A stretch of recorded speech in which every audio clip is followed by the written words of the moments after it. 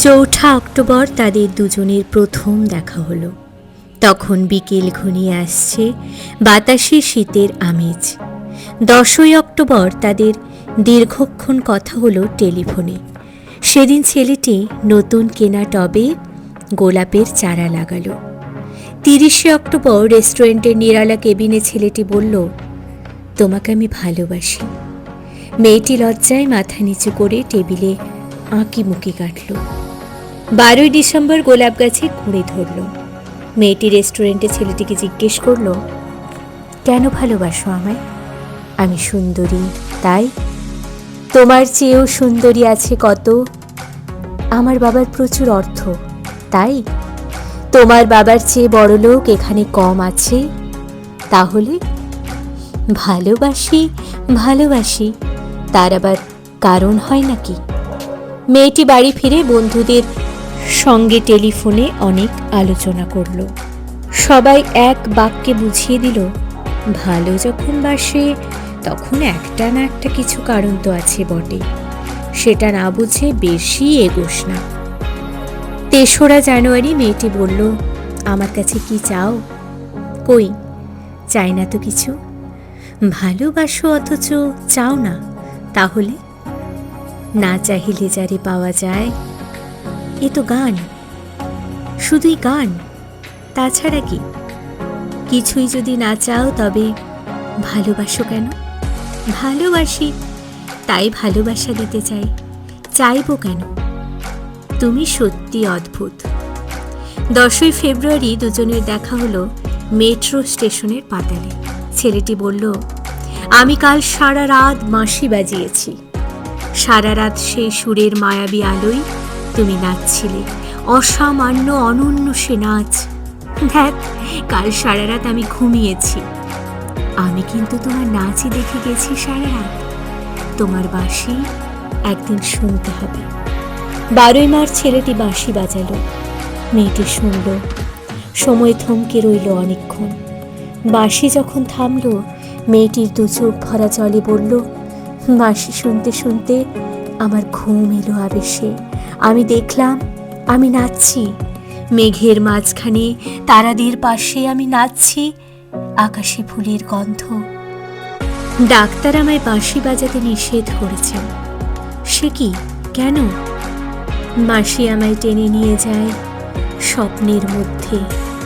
Doctor বলেছে স্বপ্ন দেখে আমার মস্তিষ্কের শিরা উপশিরায় জট পাকিয়ে যাচ্ছে। তাহলে ভাবছি।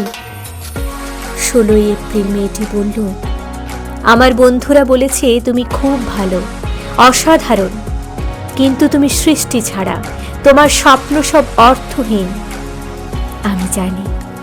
স্বপ্ন টপ্ন ছেড়ে দিতে পারো না তুমি? না। তাহলে তুমি তো আমাকে হারাবে।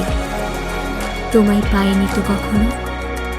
5 মে ছেলেটির মস্তিষ্কে অপারেশন হলো। একটু সুস্থ হতে মেয়েটি এসে বলল, ভালো আছো তো? এখন আর স্বপ্ন দেখছো না তো? দেখছি, আরো সুন্দর সব স্বপ্ন। তাহলে তো দেখছি অপারেশনটা আদৌ সফল হয়নি। বাড়ি ফিরে বন্ধুদের ফোন করলো মেয়েটি। বন্ধুরা এক বাক্যে বলল, বাঁশি বাজানো, স্বপ্ন দেখা সবই ব্যাকডেটেড। সৃষ্টি ছাড়া তুই আর লোক পেলি না। তুই এত রূপসী, তোর এত উজ্জ্বল প্রসপেক্ট। ভালো যদি চাস তাহলে শিগগিরই বিয়ে করে তোর দাদার সেই বন্ধুকে। উনি তো শুনলাম কানাডাতে সেটেল করবেন। 7 জুলাই মেয়েটি আবার জিজ্ঞেস করল, তুমি সত্যি কি চাও বলো তো? তুমি আরো সার্থক, আরো সুন্দর হয়ে ওঠো, ব্যাস, আর কিছু না। আর চাই স্বপ্ন দেখতে। ওহ, স্বপ্ন তাহলে তুমি ছাড়তে পারবে না? না, তাহলে থাকো তুমি স্বপ্ন নিয়ে। 12 আগস্ট গোলাপ গাছে ফুল ফুটলো অনেক। সেদিন দুপুরে ছেলেটির মস্তিষ্কে আবার অপারেশন হলো। 13 সেপ্টেম্বর ছেলেটি মারা গেল। 14 সেপ্টেম্বর মেয়েটির শুভ বিবাহ সুসম্পন্ন হলো কানাডাগামী সেই পাত্রের সঙ্গে। 20 সেপ্টেম্বর গোলাপ গাছটি হঠাৎ ঝড়ে উপড়ে গেল। সেদিন সন্ধ্যার বিমানে মেয়েটি হানিমুনে গেল। যাবার আগে বন্ধুদের বলে গেল, স্বপ্নের চেয়ে বাস্তব অনেক ভালো, অনেক মধুর। স্বপ্ন দেখে কেবল বোকারা। 4 অক্টোবর ছেলেটির মা ঝরে পড়া গোলাপ গাছটিকে সযত্নে তুলে ফেলে দিলেন। শূন্য টবে তখন কয়েকটা পোকা, কয়েকটা মাছি। আমরা কেউ জানি না ওগুলো পোকা, মাছি নাকি ছেলেটির স্বপ্ন। আমরা ঠিক জানি না, আমরা কেউই জানি না। নমস্কার।